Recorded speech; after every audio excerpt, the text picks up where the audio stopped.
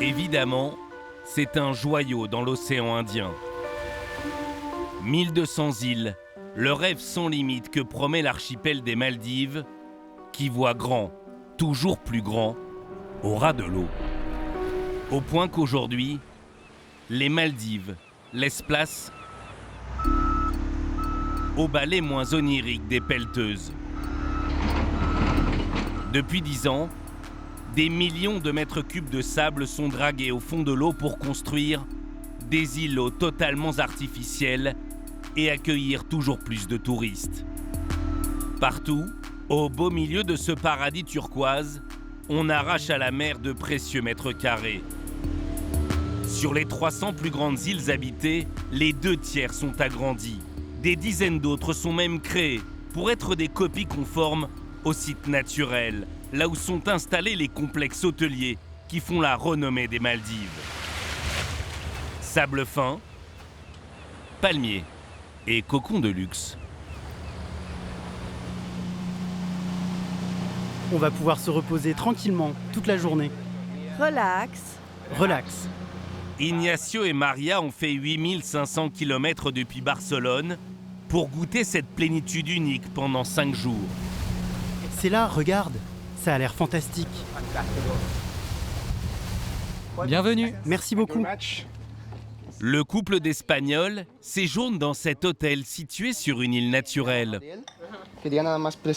Voici votre sac pour notre concept nature. Je vous invite à laisser vos chaussures. Parfait, super. C'est une bonne surprise. À partir de maintenant, ils vont vivre pieds nus. C'est le choix de cet établissement pour donner le sentiment de plus de liberté. Voici votre villa. Oh, génial. Très bien. C'est parfait. C'est vraiment très très bien. C'est une suite sur pilotis. 108 mètres carrés, rien que pour eux deux. Ah, la vue parfaite sur la mer. L'océan est partout, même sous la baignoire. Et côté terrasse, un accès direct à la mer, avec piscine à débordement. Ah, mais qu'est-ce que je fais en Europe à travailler alors que je pourrais juste rester ici? C'est ça les Maldives. Vous ne croyez pas? Comptez environ 2700 € par nuit en fonction de la saison. 13 500 € les 5 jours. Santé. Cet hôtel se veut respectueux de la nature. Mais ailleurs, ce n'est pas toujours le cas. Près de 170 autres complexes sont installés, parfois sur des îles entièrement réservées aux touristes. Ces séjours de luxe ne sont pas sans impact. Avec une partie de la barrière de corail devenue blanchâtre, au bord de l'asphyxie. Mais aussi des visiteurs, de moins en moins bien tolérés par les habitants. C'était en février 2020. En pleine rue, une touriste britannique est molestée et arrêtée par la police locale de Maafushi, l'une des îles paradisiaques.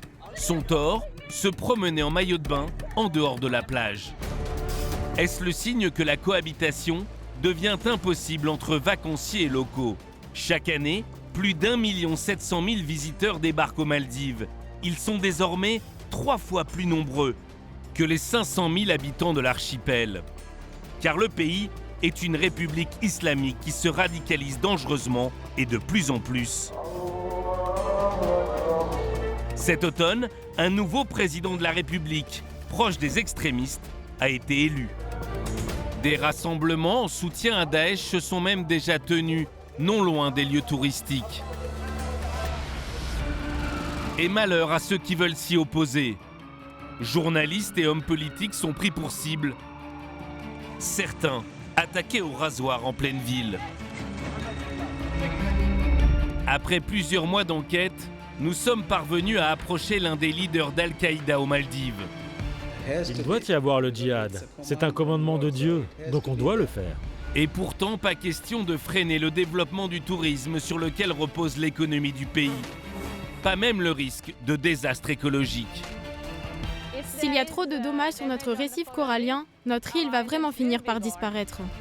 D'ici 2025, le gouvernement s'est donné comme objectif d'augmenter les capacités hôtelières de près de 20%, quitte à employer une main-d'œuvre pas chère, proche de l'esclavage moderne.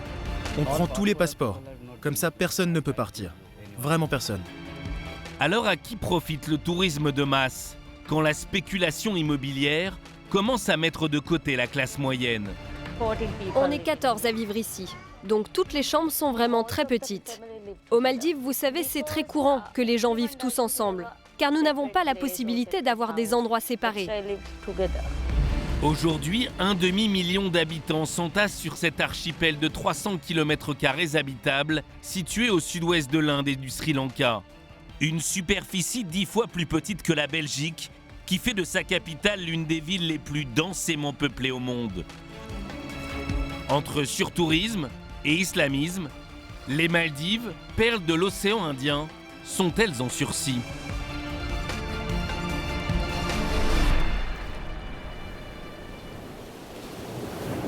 Sur l'atoll naturel de Lamu, Ignacio et Maria sont à milieu de penser à tout ça.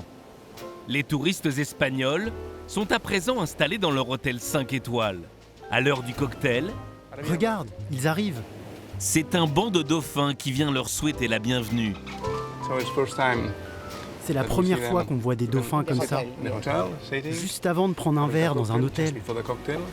C'est fantastique.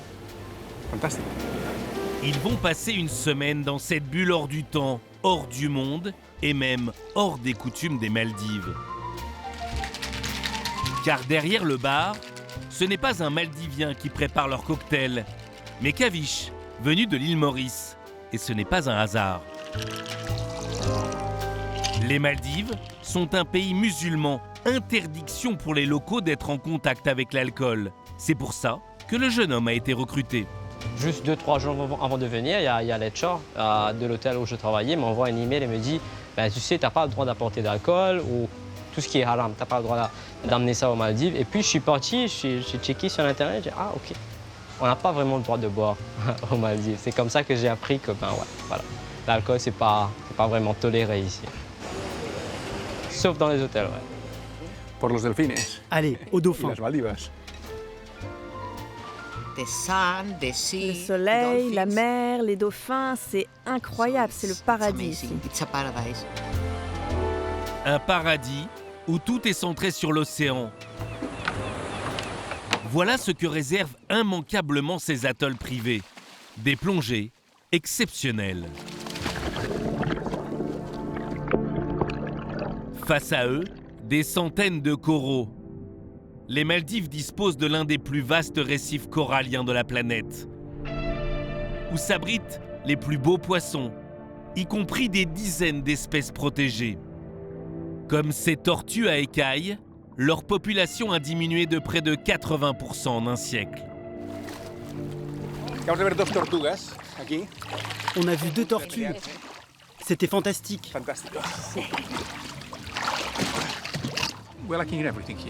On a eu de la chance car quand vous faites du snorkeling, vous n'êtes jamais sûr de ce que vous allez voir. Et là, en plus des tortues, il y avait un bébé requin et même une murène. J'en avais jamais vu. Super, merci pour tout. Seulement, la plupart des touristes ne se doutent pas un instant que les Maldives sont à un tournant écologique.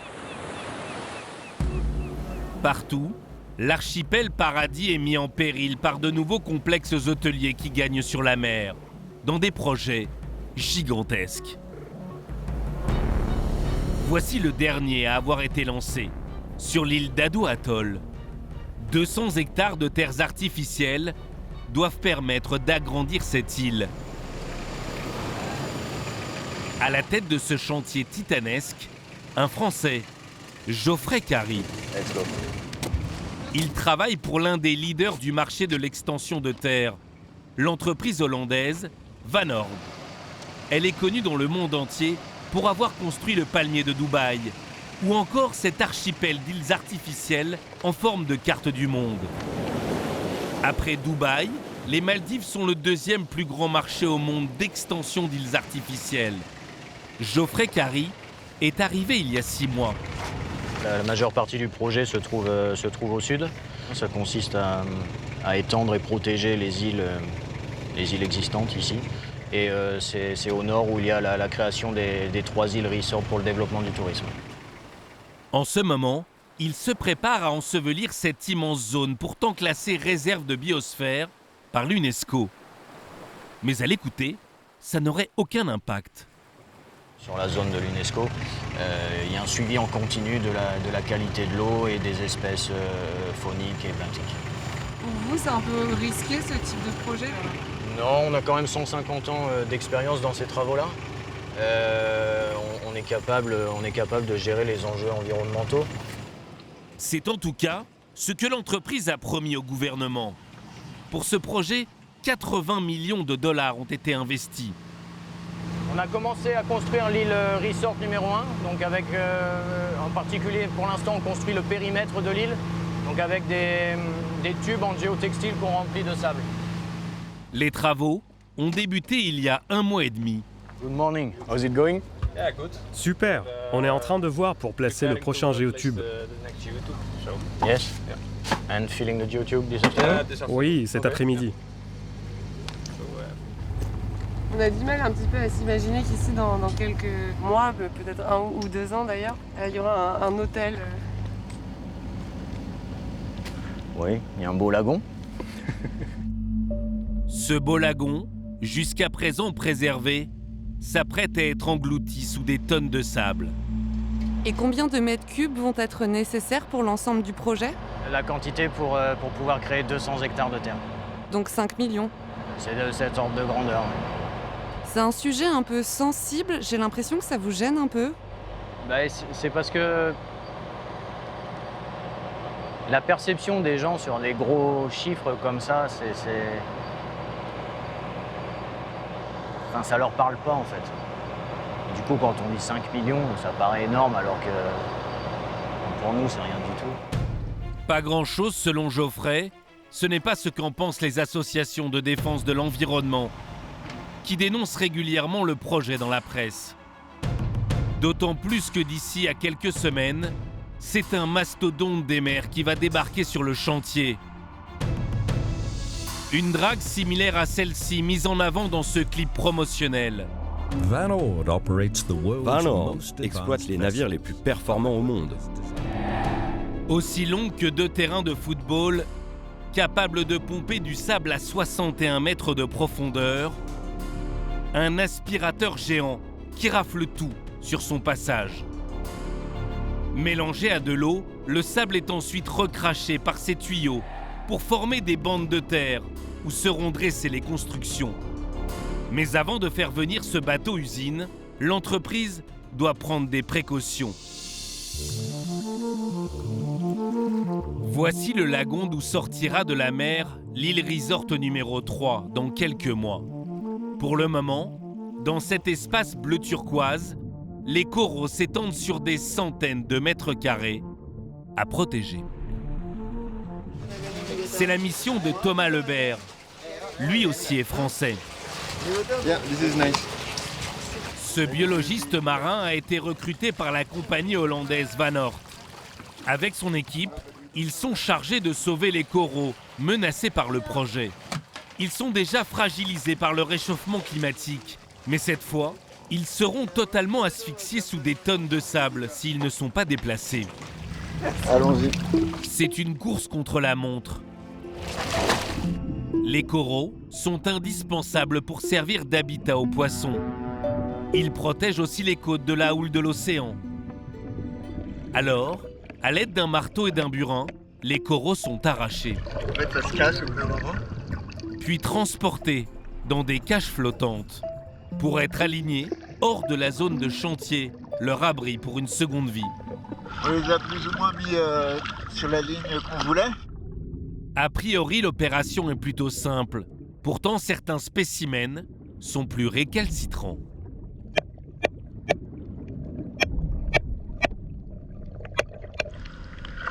Il est un peu trop solide. Donc, c'est dommage, c'est une belle colonie. Mais je crois qu'il va falloir qu'elles soient ensablées. Du coup, celui-là, il pourra pas être sauvé, là. C'est ça, ouais. Parce qu'il était trop gros. Trop gros. Comme il y a d'autres, enfin je veux dire, il y en a plein. Parce que là, le but, c'est quand même d'aller assez vite, c'est ça pour... C'est ça, essayer d'en récupérer le maximum, quoi. Mais le reste sera ensablé. Tout ce qu'on voit là, tout ça, ce sera ensablé. Thomas Lebert n'a que 3 mois pour déplacer les coraux. C'est un peu comme vider l'océan à la petite cuillère. Plusieurs milliers sont d'ores et déjà condamnés.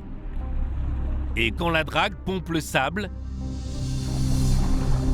elle génère des nuages de sédiments, susceptibles de se répandre sur plusieurs dizaines de kilomètres carrés avant de se stabiliser et retomber au fond de l'eau sur les coraux.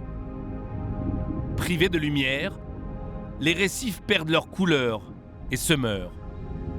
Ce phénomène a été pointé du doigt dans l'étude d'impact environnemental du chantier. L'entreprise assure mettre tout en œuvre pour limiter ces répercussions. Mais sur la côte, nous ne sommes plus au stade de l'étude. Les dégâts sont déjà là. Des dizaines de poissons morts jonchent le sol. Un crève-cœur pour les habitants d'Adou Atoll. Vous avez vu tous les poissons? Regardez, il y en a plein. Qu'est-ce que c'est? Ça, c'est un poisson globe. La plupart des poissons ici sont des espèces protégées. Celui-ci, protégé. Vous voyez? Celui-ci aussi est protégé. Toute la vie marine est en train de mourir. Vous voyez cette raie? Il y a énormément de raies qui sont déjà mortes. Une grande tragédie. Abid le constate chaque soir. Ça, ce sont des photos que j'ai prises. Là, on essayait de récupérer des poissons pour les renvoyer de l'autre côté de la rive, pour les protéger. Mais ce n'est pas suffisant. Cette zone est totalement bloquée par le sable. Il n'y a plus de mouvement dans l'eau.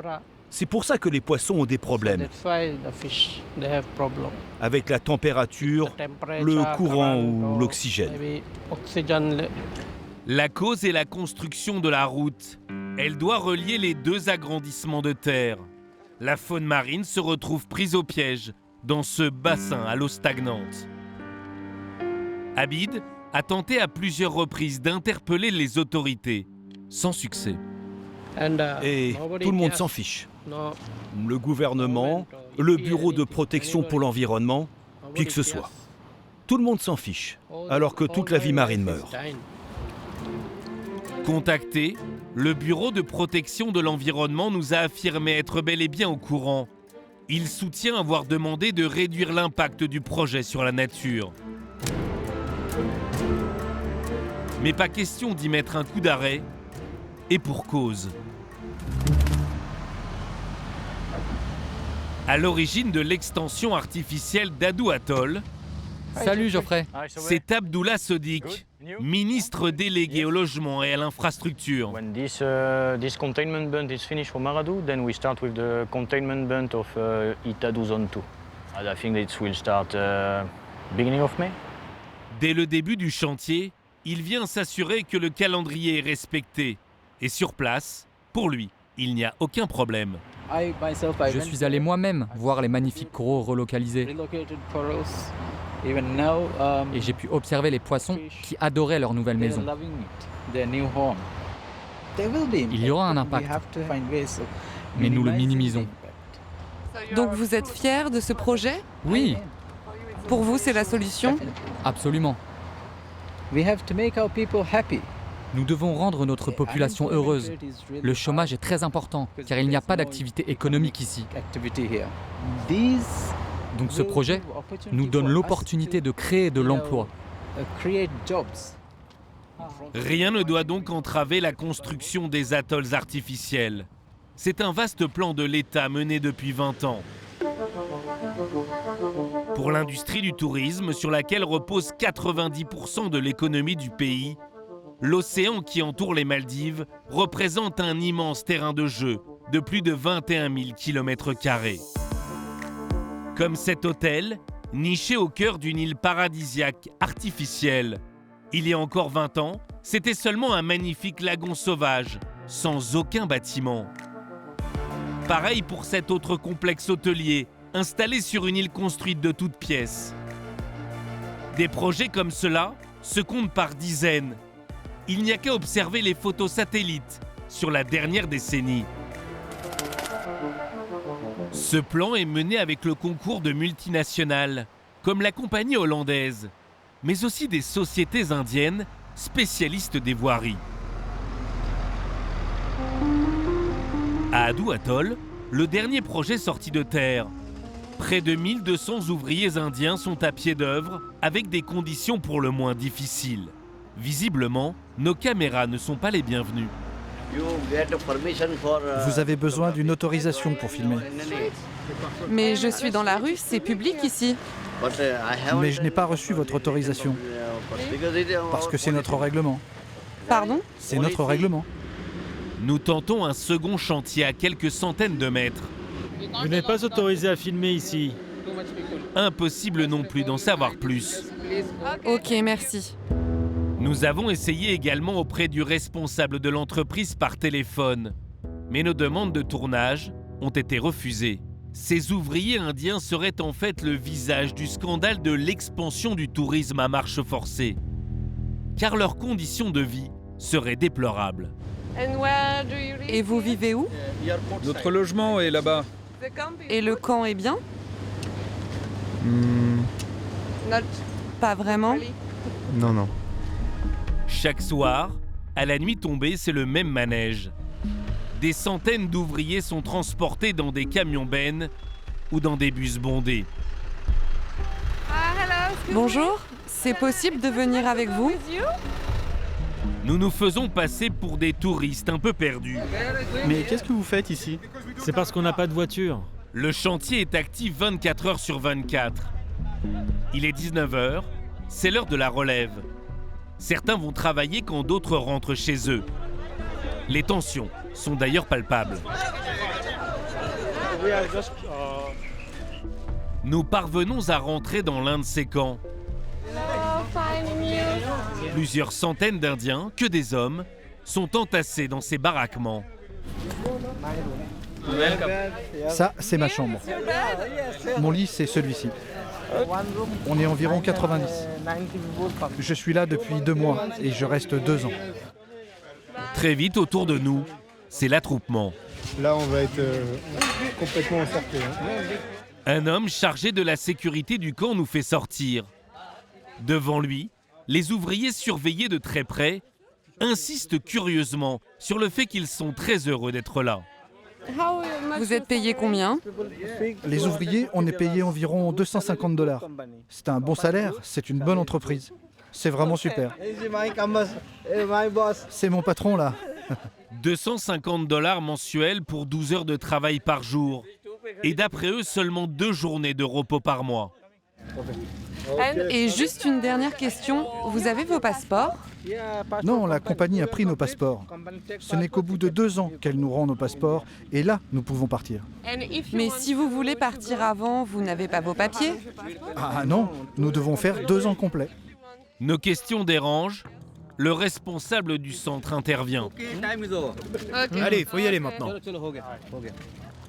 C'est lui-même qui nous raccompagne vers la sortie. Et donc vous êtes le patron ? Oui. Et vous venez d'Inde aussi ? Oui, de Bombay. Et vous avez votre passeport ? Bien sûr. Mais pas les travailleurs ? Non, non. Pourquoi ? C'est la direction qui décide. On prend tous les passeports parce que sinon certains ouvriers repartent en Inde sans demander l'autorisation. Et donc sans leur passeport, ils ne peuvent pas ? Non, personne ne peut partir. Personne. Les ouvriers indiens sont comme assignés à résidence, prisonniers sur cette île. Selon le droit international des travailleurs, confisquer les passeports est parfaitement illégal. Mais tous ne sont pas logés à la même enseigne. Monsieur a ses privilèges. Moi, je retourne en Inde pour les vacances tous les 6 mois. Et j'y reste un mois. Donc vous avez de bonnes conditions parce que vous êtes le patron. Oui, c'est ça. Et vous vivez ici aussi? Ok. Non, moi je vis à l'extérieur parce que je suis le chef, vous savez. Je suis dans une maison d'hôte. Elle est là-bas. Et je suis tout seul dans ma chambre. Notre échange se termine ici. Merci, au revoir. Nous avons contacté la communication de l'entreprise pour les interroger sur les conditions de vie des employés et la confiscation des passeports. Elle n'a pas donné suite. Mais ce développement du tourisme de masse a aussi un impact sur la vie quotidienne des Maldiviens eux-mêmes. En bénéficient-ils vraiment, comme le dit le gouvernement? Ou bien le joyau de l'océan Indien court-il à sa perte, et pas uniquement pour des raisons environnementales? Pour y répondre, il suffit de se rendre à Malé, la capitale. Une ville en surchauffe. Vue de la mer, ce sont des immeubles de 15 étages, dressés comme des châteaux de cartes, sur 2 km de long et 1 km de large seulement. Plus de 150 000 habitants y grappillent chaque mètre carré. Aujourd'hui, voitures et motos sont à touche-touche. Malé est l'une des villes les plus densément peuplées au monde, mais aussi l'une des plus chères. Se loger devient un enfer, même pour les classes moyennes. Dans cette petite maison, Saiga vit dans 30 mètres carrés avec sa petite famille. Enfin, plus exactement, avec sa famille au grand complet. On est 14 à vivre ici. Donc toutes les chambres sont vraiment très petites. C'est difficile de s'organiser. Par exemple, les toilettes, c'est le plus compliqué, car tout le monde les utilise. Venez, je vais vous montrer. Regardez. Et en plus, ce n'est même pas fixé. Les toilettes sont dans la salle de bain, juste derrière la cuisine. Une seule pour elle et son mari Mohamed, leurs 4 enfants, mais aussi les parents et les 3 frères de Mohamed. Ça, c'est une des chambres qu'on a. Elle est très petite. C'est celle du plus jeune frère de mon mari. Voici la chambre d'un autre de ses frères. Elle est très petite aussi. Et enfin, voilà la nôtre. Nous y dormons à 6. À 14, dans un logement exigu.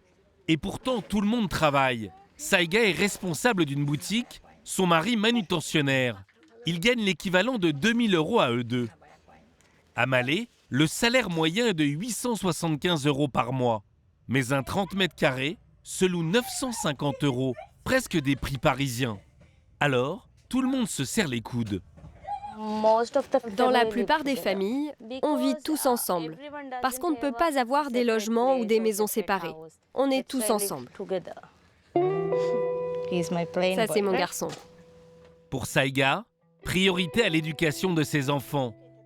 2 d'entre eux vont à l'école privée, coût total, près de 450 € par mois. T'as eu combien à ta dictée? A+. A+. A+, c'est la note la plus haute. Elle a toujours des A+ en dictée. Je suis très fière. Les enfants sont le premier poste de dépense de la famille. Un peu plus de 1000 € par mois. Tu viens, on va faire les courses? Car aux Maldives, tout coûte très cher à présent, y compris du simple lait en poudre pour leurs filles.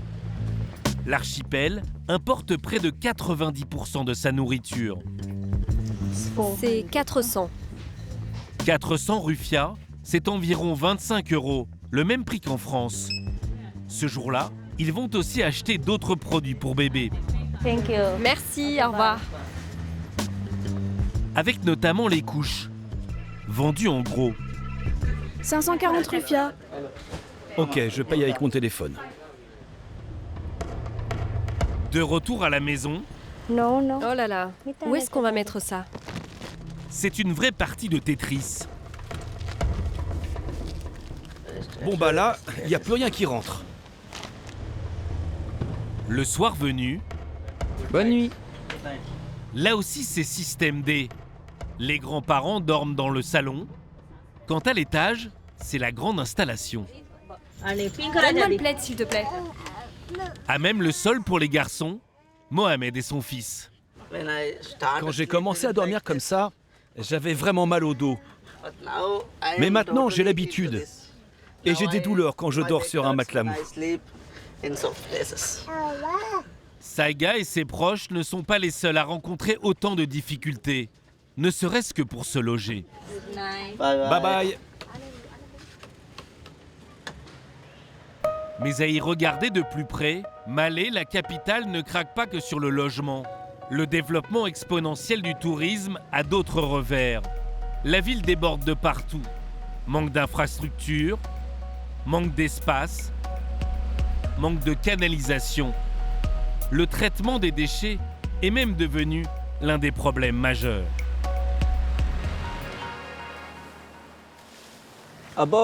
Bonjour. Un problème repoussé à 20 minutes de bateau de la capitale.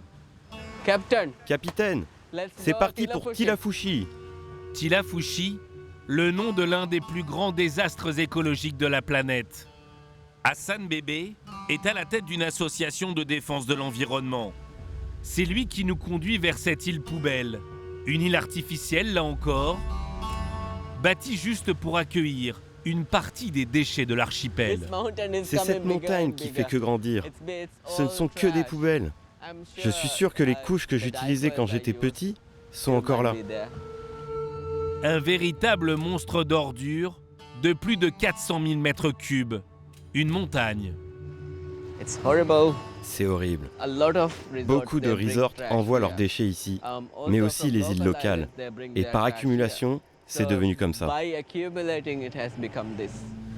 Chaque jour, des bateaux poubelles venus de tout l'archipel viennent y déverser plus de 400 tonnes d'ordures.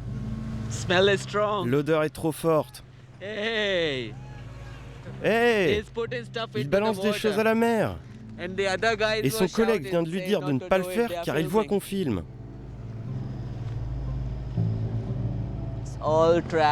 Que des ordures. Il y en a tellement. La couleur a même commencé à changer, parce que toute la zone est souillée. Une couleur verdâtre. Un visage des Maldives que le gouvernement n'a aucune envie de montrer. Au moment d'accoster, Hassan reçoit un avertissement. Ok. D'accord. Si nous allons sur l'île ensemble, ça sera un problème pour moi. Ils vont me questionner, essayer de me mettre des bâtons dans les roues. Nous ne sommes pas autorisés à y aller aujourd'hui. Si nous y allons, j'aurai vraiment de gros ennuis. Nos demandes officielles de tournage sont restées lettres mortes. Mais qu'à cela ne tienne, nous y sommes retournés sans Hassan. Nous empruntons un ferry depuis Malé. Habituellement, il n'est utilisé que par les travailleurs du site. 20 minutes plus tard, nous voilà sur place. Dès les premières ruelles qui mènent à la décharge géante, des détritus jonchent le sol. Plus nous approchons, plus l'odeur est pestilentielle. La montagne d'ordures est une zone interdite au public. Nous y pénétrons par cette brèche dans le grillage. Ce jour-là, il fait 33 degrés à l'ombre. Les ordures se décomposent en plein soleil. Au milieu de ce chaos, la trace indélébile des touristes. Bouteilles de vin, de champagne et même des parapluies d'un célèbre tour opérateur. Pour transporter les déchets, ce sont pour la plupart des Bangladais qui n'ont aucune protection, pas même un masque. Après 1 heure sur place, nous sommes repérés. Bonjour. Bonjour. Vous avez une autorisation ? Vous êtes dans une zone industrielle ici. Nous lui assurons faire un reportage sur l'ensemble du travail des Maldives lié au développement du tourisme. Nous l'interrogeons en caméra discrète. Cette montagne, c'est bientôt de l'histoire ancienne. C'est très très vieux. C'était avant qu'il y ait des solutions pour le traitement des déchets. Tout n'est pas parfait, mais c'est quand même mieux qu'avant. Il nous assure que désormais, les détritus sont triés. Mais vous ne recyclez pas tout? Tout le plastique est ici.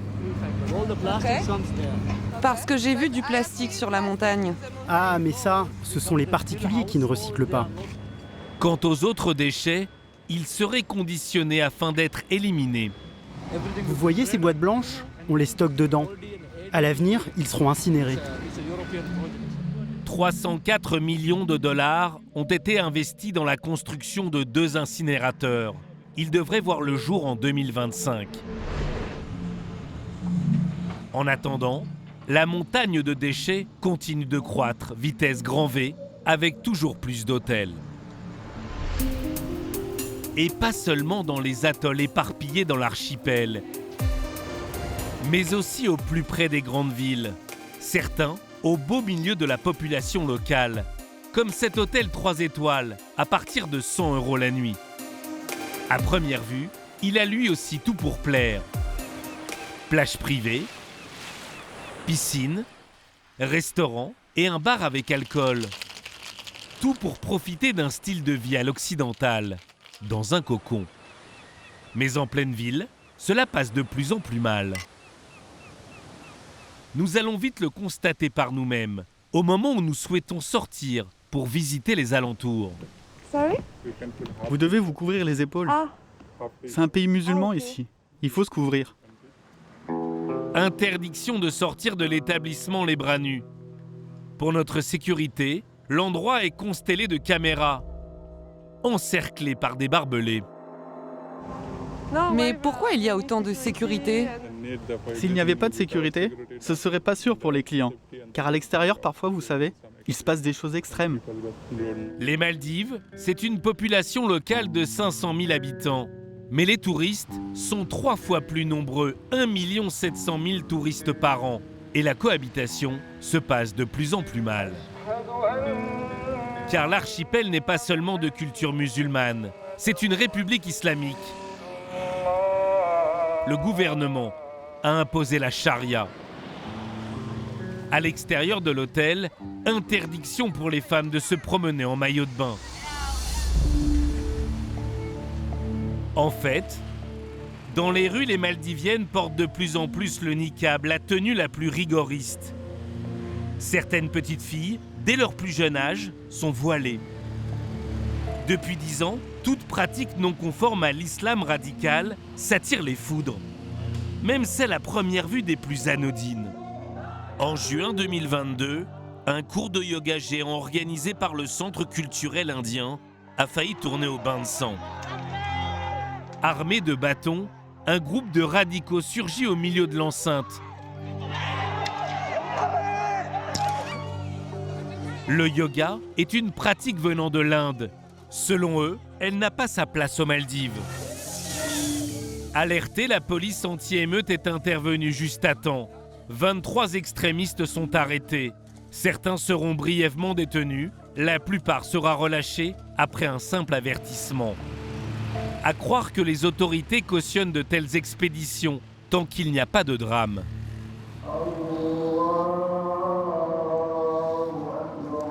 Ici, l'islamisme le plus radical peut même s'afficher sur la place publique. Comme ce jour-là, où des manifestants soutiennent ouvertement Daesh. Les drapeaux de l'État islamique sont brandis. Les slogans sans nuance. Pas de démocratie, nous voulons juste l'islam. Ou encore, la charia dominera le monde. Près des mosquées, notre caméra attire les curieux. Comme cet homme qui nous interpelle au discours sans ambiguïté en faveur de l'islamisme radical. Qu'est-ce que vous faites ici ? On réalise un reportage pour la télévision française sur l'évolution des Maldives. Qu'est-ce que vous en pensez ? Je suis contre la démocratie. Pourquoi ? En tant que musulman, je suis pour la charia et je suis contre tout ce qui est anti-islam.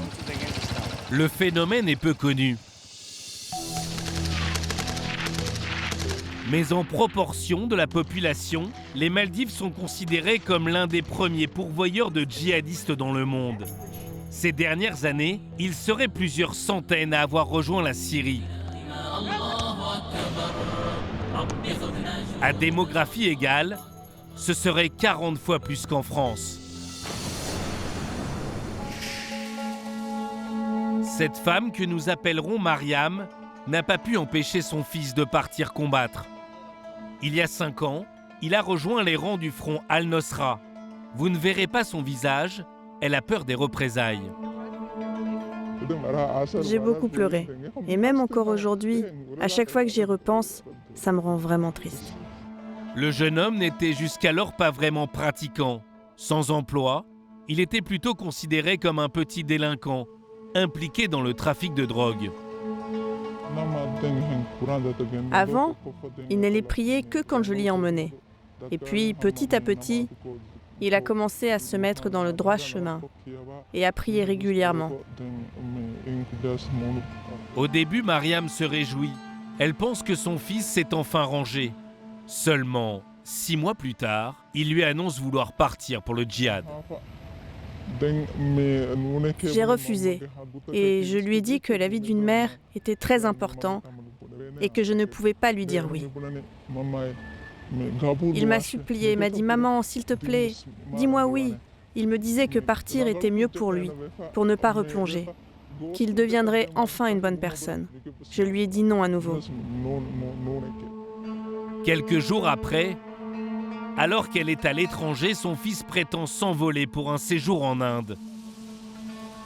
En réalité, c'est un aller simple pour la Syrie. Je pense que ce sont des gens qu'il a rencontrés à la mosquée qui ont commencé à le convaincre de partir en Syrie. Il était influençable, alors il s'est laissé convaincre. Son fils serait toujours en Syrie selon Mariam, mais il a perdu une jambe en sautant sur une mine. Il continue de servir Al-Nosra dans des fonctions administratives. Il ne souhaite pas rentrer au pays. Qui a bien pu le recruter pour le djihad ?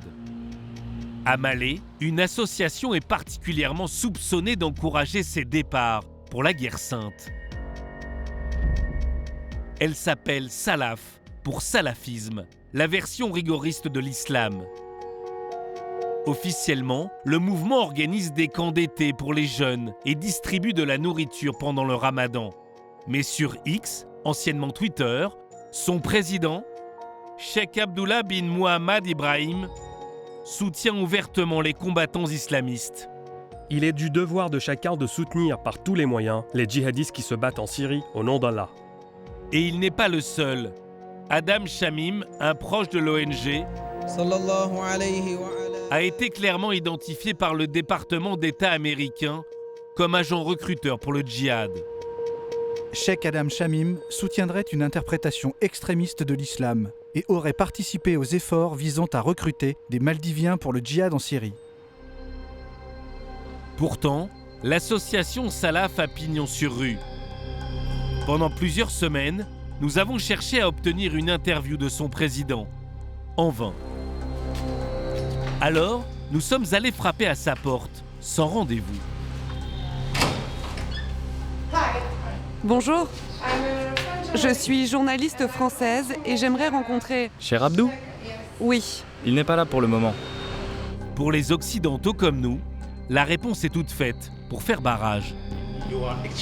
Vous ne comprenez pas notre culture. Je comprends et je peux m'adapter. Ce que je dis est pourtant clair. Mais vraiment, je peux m'adapter. Non, ma réponse est claire. Il ne peut pas vous recevoir. Le président de l'association a donné ses consignes. Pas d'interview possible. Pas question d'attirer les projecteurs sur lui. Il y a 4 ans, Salaf a été soupçonné par le Parlement maldivien d'encourager le terrorisme, y compris sur le sol national. Elle a réfuté de telles accusations. À l'époque, parmi les plus critiques à son égard, figurait le président de la République, Mohamed Nachid, la bête noire des islamistes. Il était président du Parlement jusqu'à novembre 2023. En mai 2021, il échappe de justesse à un attentat. Le président du Parlement et ancien président des Maldives, Mohamed Nachid, a été blessé lors d'une attaque terroriste près de son domicile. Une bombe dissimulée sous une moto explose juste à côté de lui, alors qu'il s'apprête à monter dans son véhicule. Il est grièvement blessé, ainsi que 3 de ses gardes du corps et un citoyen britannique. Il a passé 5 mois de convalescence à l'étranger. De retour au Parlement, il vit sous protection rapprochée, accompagné par 5 gardes du corps, y compris à l'intérieur du palais. Vous êtes toujours sous escorte? Oui, je sais, c'est vraiment difficile. Ça ne serait pas possible sans. Lui, qui se considère comme un miraculé, a accepté de nous accorder une interview exclusive. J'ai cru que j'étais mort. Mais Dieu avait d'autres plans pour moi. Et donc je suis encore là et je suis de retour, Dieu merci. Je reçois toujours des menaces aujourd'hui, sur les réseaux sociaux ou par SMS. Ça vient des extrémistes islamistes. Il y a par exemple Al-Qaïda, Daesh, enfin la plupart des organisations dont nous avons déjà entendu parler, qui sont implantées ici.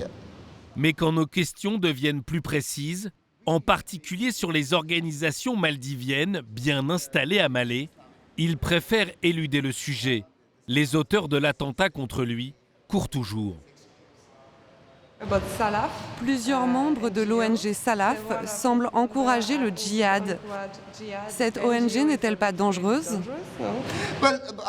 Je ne veux vraiment pas... Enfin, je ne peux pas commenter ce sujet. Ma vie est vraiment en danger. Et vraiment, je ne peux pas avoir cette conversation. C'est très difficile. Mohamed Nachid peut citer les organisations internationales connues de tous, comme Al-Qaïda ou Daesh. Mais impossible de pointer du doigt les réseaux islamistes locaux. La peur s'est installée aux Maldives. J'imagine que parler de ces sujets, c'est super pour un reportage télé occidental. Mais ce n'est vraiment pas une bonne chose pour moi. Vraiment désolé, je ne peux pas. Les menaces sont vraiment réelles, même aujourd'hui. Il n'en dira pas plus. Il sait que le moindre propos accusatoire pourrait attiser la haine contre lui. Mohamed Nachid repart sous bonne escorte dans sa voiture blindée. Aux Maldives, il n'est pas le seul homme politique menacé. L'été 2022, en pleine rue, un homme armé d'un rasoir attaque le ministre de l'écologie sur sa moto. Il est membre de ce gouvernement engagé contre la montée de l'islam radical. Le ministre s'en sort aussi in extremis en parvenant à fuir. Mais avant lui, d'autres ont eu moins de chance. Un député et 2 journalistes ont été tués. Ces assassinats ciblés auraient été commis par des cellules liées à Al-Qaïda, dont certains membres seraient toujours actifs. L'un de leurs chefs a même été identifié par les autorités américaines. Il est sous le coup de plusieurs sanctions internationales. Son nom, Ahmed Aglil. Il dirige une branche armée opérationnelle de l'une des cellules d'Al-Qaïda basée aux Maldives. Nous nous sommes mis sur ses traces. À distance, Ahmed Aglil n'échange jamais en direct. Pendant des mois, nous avons eu de multiples interlocuteurs, par mail et par téléphone, sur des messageries cryptées. Finalement, un informateur nous indique un îlot où l'homme se serait retiré au sud de l'archipel. Contre toute attente, il s'agit d'Adou Atoll. Rappelez-vous, c'est celui en pleine extension artificielle au centre du programme du gouvernement pour développer des complexes hôteliers. À croire que l'homme même suspecté de meurtre et de diriger une cellule terroriste n'est nullement inquiété. Sur place, c'est un jeu de pistes qu'on nous propose. Rendez-vous nous est donné dans un centre équestre que l'homme aurait ouvert. Mais à l'adresse indiquée, ce n'est pas exactement ce qu'on attendait. Oui, c'est bien ici. Mais ce n'est plus le cas aujourd'hui. Les chevaux ne sont plus là. C'est fermé? Oui. Le lendemain, on nous oriente juste vers un quartier. À nous de trouver le bon chemin. Ahmed Aglil veut-il nous prouver que tout le monde le connaît en ville? C'est lui sur la photo là. Il est connu, certes, mais quand on demande de nous traduire les articles à son sujet, rédigés en divéi, la langue locale, le malaise s'installe. Qu'est-ce qu'il y a d'écrit? C'est quelque chose à propos de... Enfin, Je ne sais pas. Enfin, les journaux, vous savez. Le titre explique qu'Ahmed Aglil a été détenu par la police pour l'enlèvement d'un journaliste. Faute de preuves, il avait finalement été relâché. Sommes-nous observés lors de ce jeu de piste? Un autre rendez-vous nous est donné quelques heures plus tard, dans une ruelle à la tombée de la nuit. Personne n'est venu. Par 3 fois, les interviews ont été reportées. Jusqu'à ce jour-là, Ahmed Aglil a enfin accepté de nous rencontrer pour nous donner sa version du meurtre dont il a été suspecté. Merci d'être venu. Comment allez-vous? Bien, merci. Nous tournons en caméra discrète. Il ne sait pas qu'il est enregistré. D'abord, il nous confie être préoccupé par l'augmentation du tourisme occidental, qui donne selon lui le mauvais exemple. Disons qu'il y a des gens qui se sont perdus. On a cet énorme problème avec les LGBT. C'est quelque chose qui m'inquiète vraiment, personnellement. Quant aux accusations de meurtre, notamment du journaliste maldivien pro-démocratie, ces explications sont surprenantes. Écoutez, je ne suis même pas capable d'abattre un poulet. C'est trop violent pour moi. Mon père en est témoin.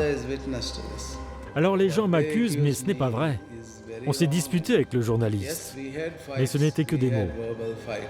Pourtant, nous lui rappelons son communiqué qu'il avait publié sur les réseaux sociaux le lendemain après la disparition du journaliste. Les gens qui doivent être tués seront tués. Cela a déjà été dit il y a 1400 ans. Et les gens qui devaient être tués ont été tués.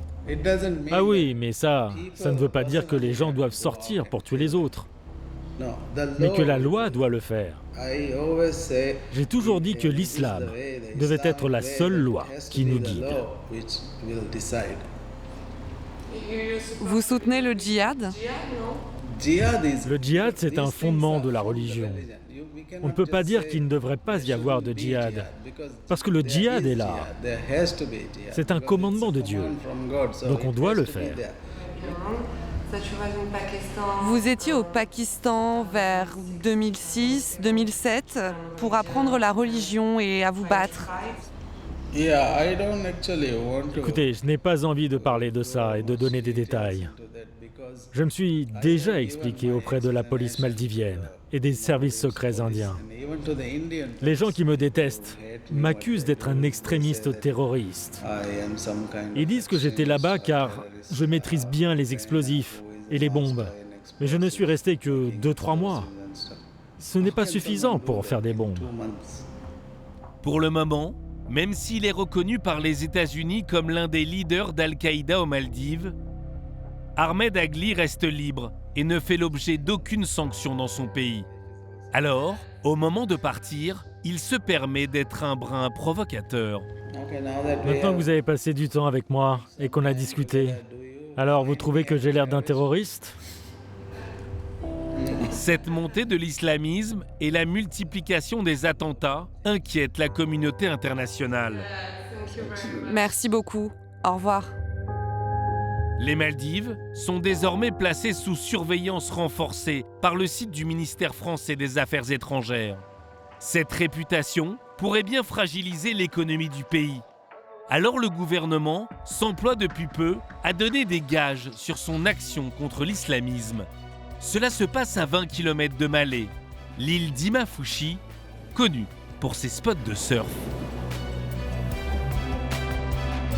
Mais à l'intérieur des terres, une dizaine de bâtiments abritent le premier centre de déradicalisation.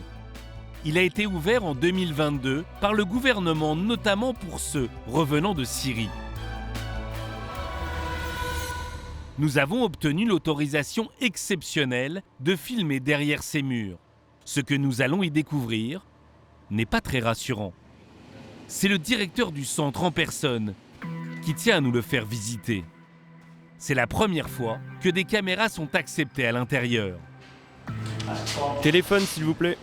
Ici peuvent être accueillis des adultes, mais aussi des enfants qui, embrigadés, peuvent représenter des bombes à retardement.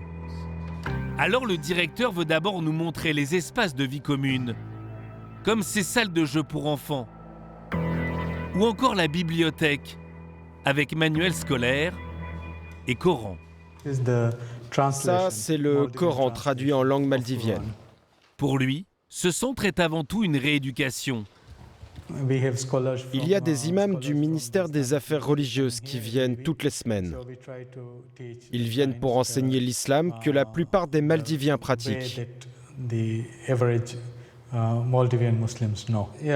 Pas la voie extrême, la voie modérée. L'établissement dispose de plusieurs salles de classe comme celle-ci, pour une capacité de 100 détenus à réinstruire. Mais qui sont-ils ? Les cellules sont dans l'autre aile du bâtiment, des dizaines donnant sur cette cour fermée. Avant d'y pénétrer, nous avons reçu des consignes. Aucun contact rapproché avec les détenus, interdiction même de filmer un visage. Mais étonnamment, cela ne va pas être compliqué. Ah, c'est vide. Attendez, c'est encore vide. Ah, mais là aussi. Ce jour-là, derrière cette porte, seule une mère et ses 4 enfants étaient pris en charge. Leur linge étendu à l'extérieur. Le centre est donc presque une coquille vide, et le directeur semble lui-même surpris, à croire qu'il n'y vient pas tous les jours. Est-ce que ce centre n'a pas juste été créé pour rassurer la communauté internationale et les touristes ? Non. C'est pas... Pour le moment, nous n'avons qu'une seule famille, mais nous essayons d'en faire venir d'autres. Le problème, c'est qu'on a justement des difficultés à ramener ces personnes. Et de son propre aveu, il n'est même pas certain que le programme fonctionne. C'est quelque chose de très nouveau pour nous tous et pour le monde entier. Donc on essaye, on expérimente. On peut toujours s'améliorer. Ça prendra du temps pour savoir si tel programme fonctionne et tel programme ne fonctionne pas. Une semaine après notre tournage, la mère de famille et ses enfants ont quitté leur chambre pour rejoindre leur île natale. La police locale aurait identifié près de 1400 islamistes qu'elle dit surveiller étroitement. Mais à ce jour, depuis son ouverture l'année dernière, aucun autre radicalisé n'a été conduit dans ce centre de réhabilitation.